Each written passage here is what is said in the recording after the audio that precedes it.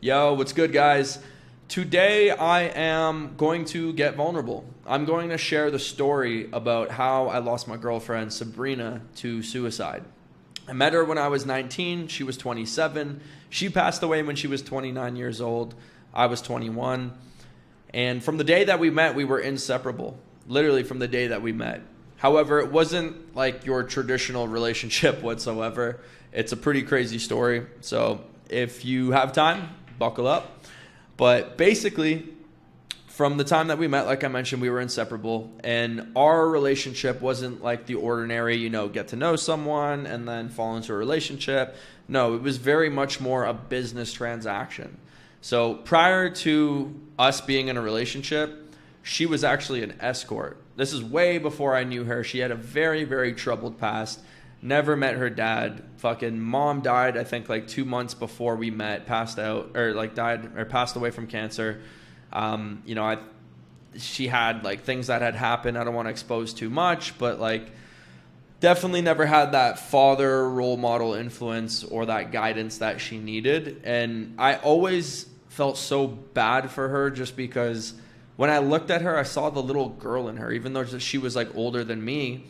I just saw like she was one of those girls that had got dealt a shitty hand and had been around shitty people and really didn't know what to make out of it and kind of fell into that life. And before you knew it, you blink and you're fucking, 27, 28 years old and you're an escort and you don't have any skill set or you don't have anything to contribute to real life shit and you're already making great money. So how do you exit that when you're going to go get a job for like fucking $12 or $15 an hour, right? It's a lot of stress. Not to mention that's not an excuse, but however, this is just what I observed back in the day. I always felt bad for her because I knew she wasn't one of those girls like, oh, I'm going to get this fucking bag and run it up and like blah, blah, blah. No, she was like a very insecure little girl that just didn't see a way out or didn't even know how to get out of the life she was in. So back in the day when I met her, I was working for my cousin's moving company. And so he actually sent me a text message around like 3 p.m. one day and was like, hey, bro, I got this private moving job. It should only take a couple hours. You should totally go check it out or whatever. It'd be some quick money. And I was like, okay, bet, let's do it. So I drive over there. And back in the day, I drove this 1995 Volkswagen Golf hatchback, silver little car. Car literally broke down on the way to go to this moving job, right? And this was her house. I didn't know this at the time, obviously. But I pull up to the house. First thing that I see is we're obviously in a sketchy neighborhood. It's somewhere in like North York, Ontario. I noticed that there isn't a moving truck in the fucking driveway. So I knock on the door. Basically, I hear someone say like, come in, like just come in, it's open. And so I walk down the stairs, and when I get down there, this girl, Sabrina, is sitting on the floor, and she's just like, luggage bags everywhere, paper everywhere. She's like, I need to get out of here. The guy that I'm living with is fucking crazy, blah, blah, blah. He's going to kill me or some shit. Like, she was showing me like legit papers of like this psychotic dude who had wrote all this crazy shit saying that he saw like demons and shit or whatever. And I don't know. She was telling me that he was getting abusive. And I was like, well, first things first, where the fuck is this guy? like literally, like, am I supposed to strap up for this? Like, I don't know how serious this is, And I did not expect this. This is not an average moving job, right? Long story short, she's like, I don't have a moving truck. Can we just put some stuff in your car? And I was like, my car's pretty small, but yeah, we can try. Like, we can fit a couple bags in. And she was like, okay, no worries. And so she packs up. Long story short, we put some shit in the car. She's like, hey, can you just make a stop real quick? We need to go to Money Mart, place where you like loan money and shit, right? And I was like, yeah, but you do know you're on the clock for this, right? And she's like, yeah, that's fine. It's not an issue. I'll pay you extra. I was like, okay, cool. Didn't seem like money was an issue. Didn't even know she was an escort at this point. Long story short, we started going to places like Money Mart. She's like, hey, can you take me to the LCBO? She's like, hey, are you hungry? I haven't ate all day. She bought me lunch and stuff. We started talking. And long story short, like, I'm like, hey, like, what do you do, by the way? Like you seem like your life's a fucking mess right now is what's going through my head. And she's like, well, if you can't tell, like, I'm an escort. Like, she full out just said it like that. And I was like, oh, okay, cool. And in the back of my mind, I was like, oh, well, I sell drugs too. This was around the time when I was still doing that stuff. And long story short, we started bonding, right? We started getting to know each other a little more. And, you know, I think maybe 4 or 5 hours went by and she had paid me cash that day. And then she was like, hey, like, can you come pick me up in the morning? You know, I need you to take me somewhere. And I was like, sure. Like, give me a call, I guess. Next day, 7:30 a.m. rolls around. She gives me a call. She's like, hey, I need you to pick me up here, and I got to be here for this time. Can you make it? I was like, okay, sure. And she's like, I'll pay you cash. So that was like the start of like our inseparability, because from there to the next like 6 months, 7 months, I was her driver, right? So I was taking her on tours. I was picking her up. It got to the point where I even started driving around some of her friends. Even some of her friends were like trannies and shit. It was weird, but I was making fucking like $600 cash a day just driving this girl around. Plus I was selling weed. Plus I was doing the moving shit. So I was starting to really guap up. And honestly, with that money, I actually bought myself a new car. It was a 2012 Acura, fully loaded, sick ass whip.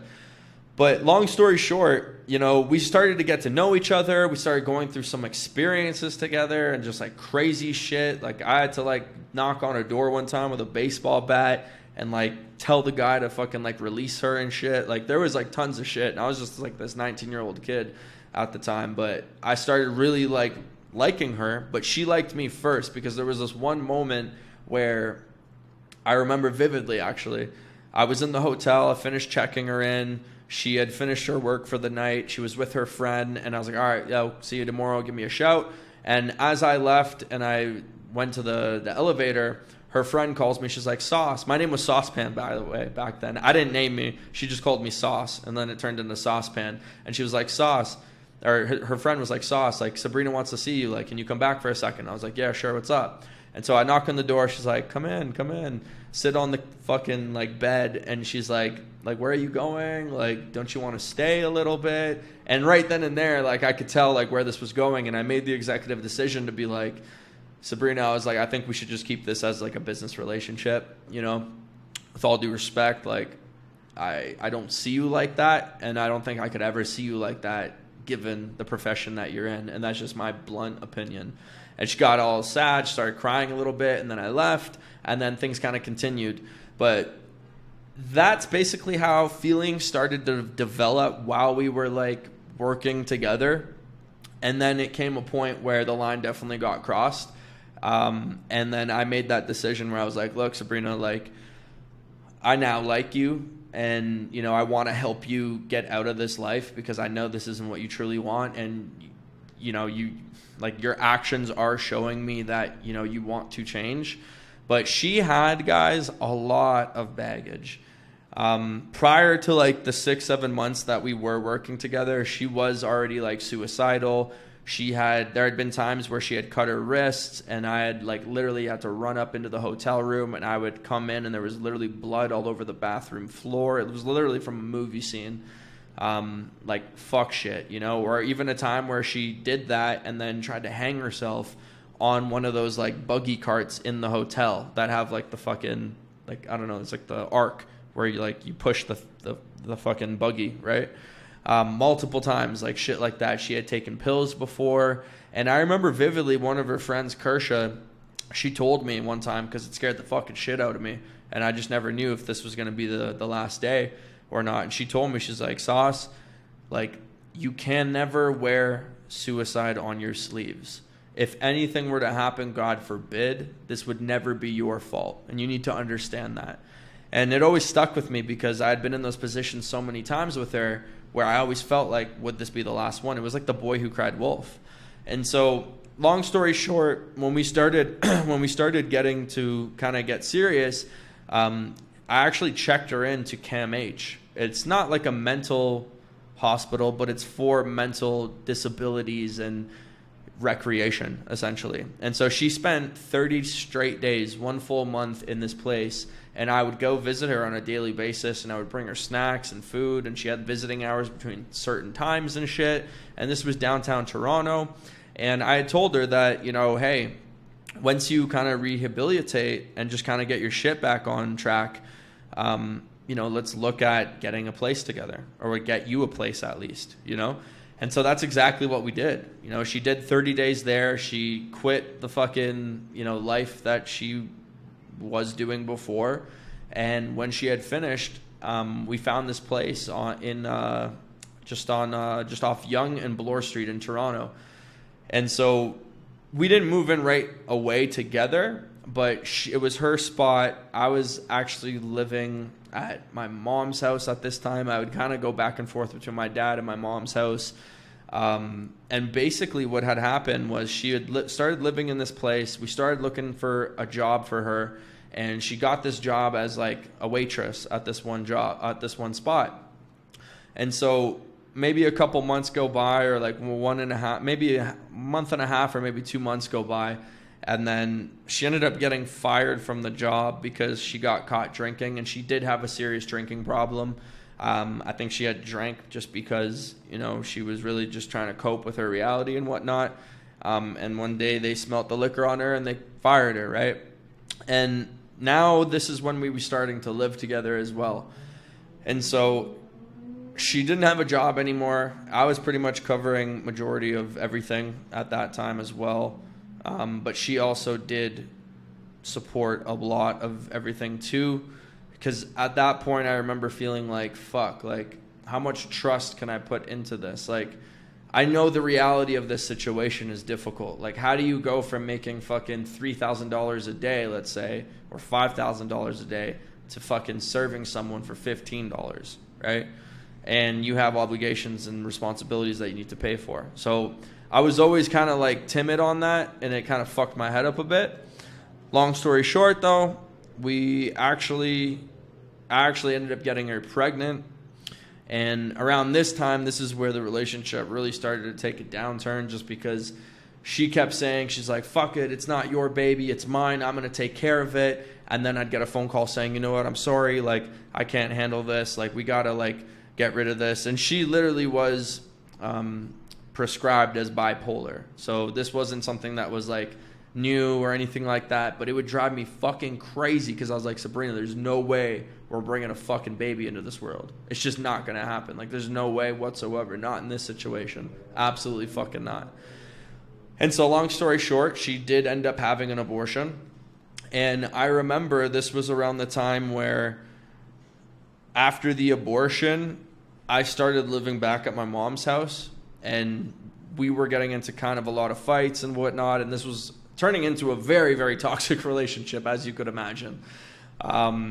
And yeah, basically she had the abortion, and then what had happened was one day when I wasn't seeing her, she was like, hey, you know, I haven't been drinking for 2 weeks. I've been doing really good. I want you to come over and visit me. And I was like, you know what? All right, let's do it.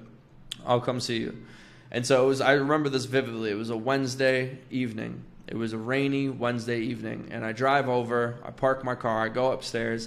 As soon as I get to the door, she greets me with a big smile, and I could smell right off the bat that she had been drinking. And I was already like, what the fuck? Like, you lured me here, like, you lied to me, like, I told you I didn't want to see you when you were like this, and you need to get better, and I feel like I'm just enabling you at this point. And so, long story short, she drags me downstairs. I go downstairs with her or whatever. We're sitting, and we're talking about all this stuff. And we ended up making love that night. And then I was also now, around this time, working a different job. I was actually stocking vending machines. And I had to wake up around 4:30, 5 a.m. to get to this job for 6 a.m. And it was already like 9 p.m. when I was at her house and finished making love.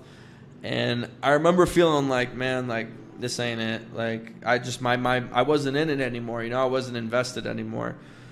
And I was like, yo, I gotta go. And she was like, no, like, you can't go, blah, blah, blah. And she started freaking out, started crying, screaming, crying. I was going up the stairs. She was pulling me, crying. She's like, no, if you love me, just stay 5 minutes. I need to talk to you. You don't understand. I'm lonely. I'm scared, blah, blah, blah, all this stuff. And I ended up slamming the door. I got rid of her, and then I ended up slamming the door on her face.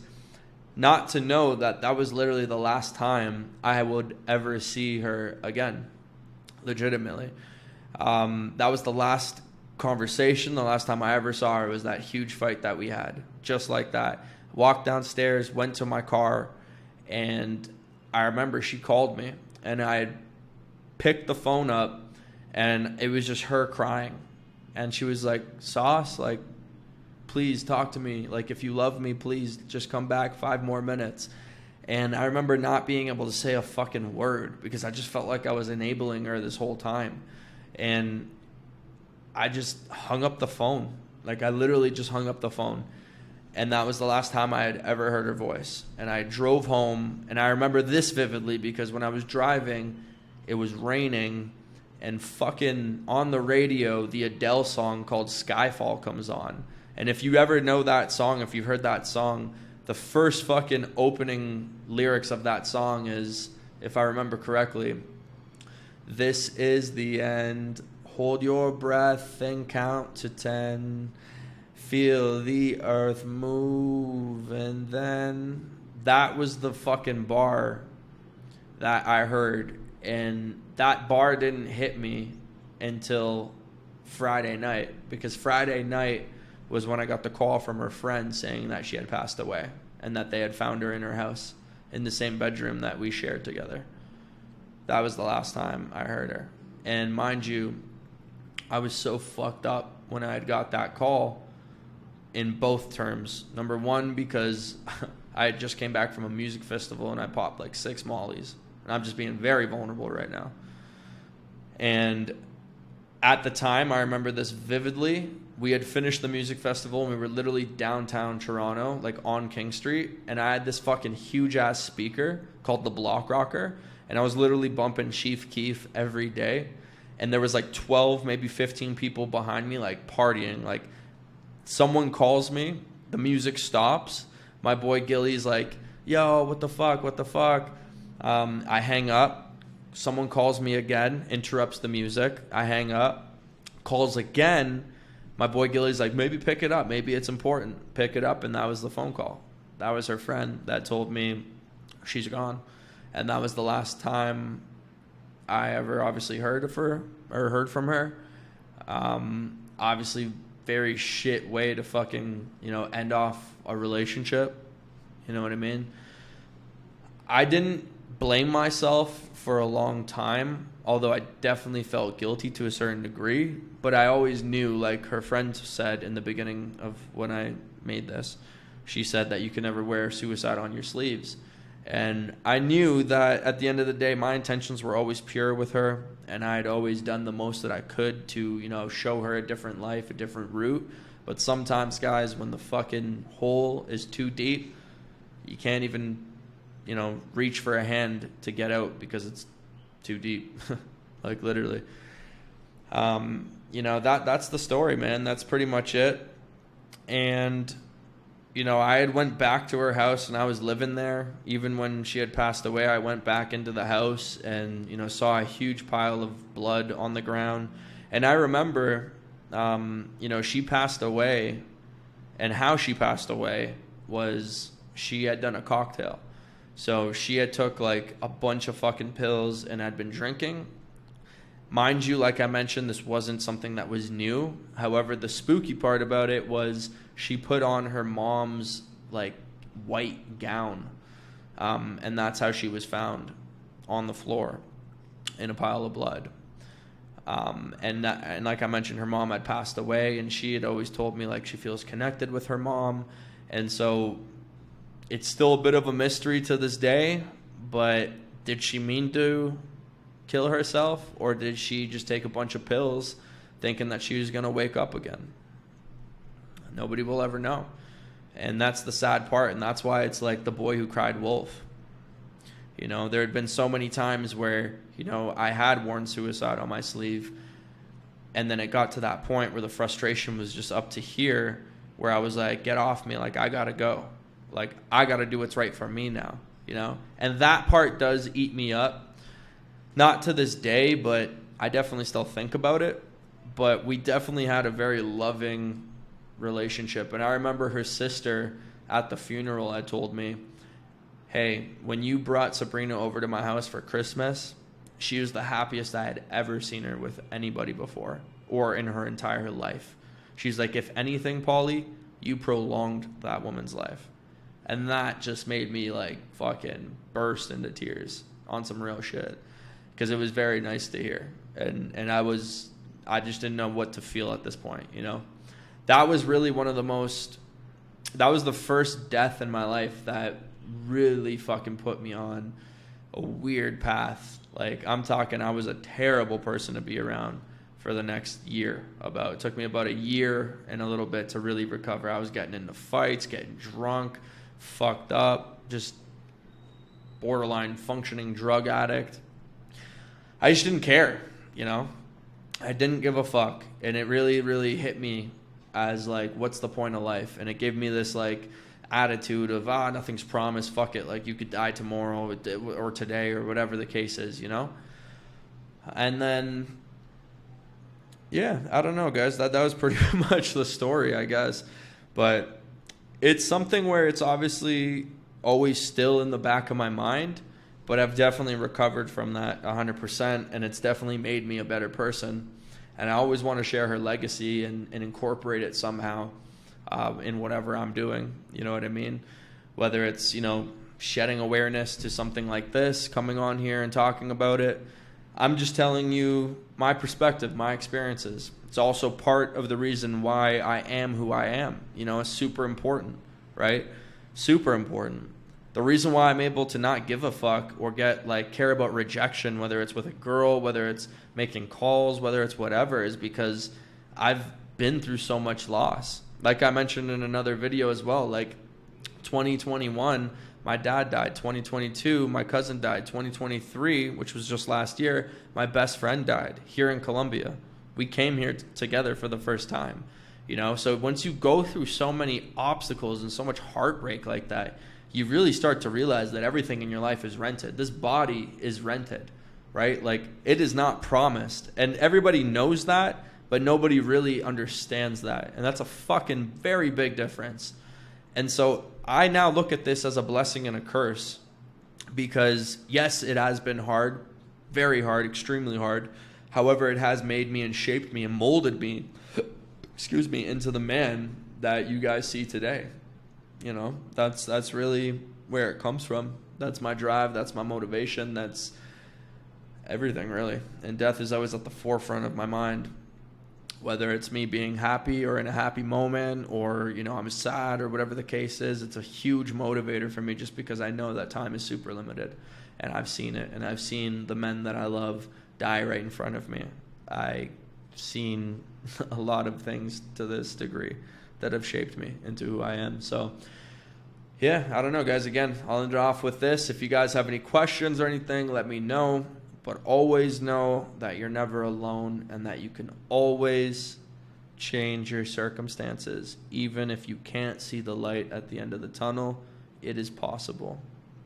Let me be proof of that. Peace out, guys.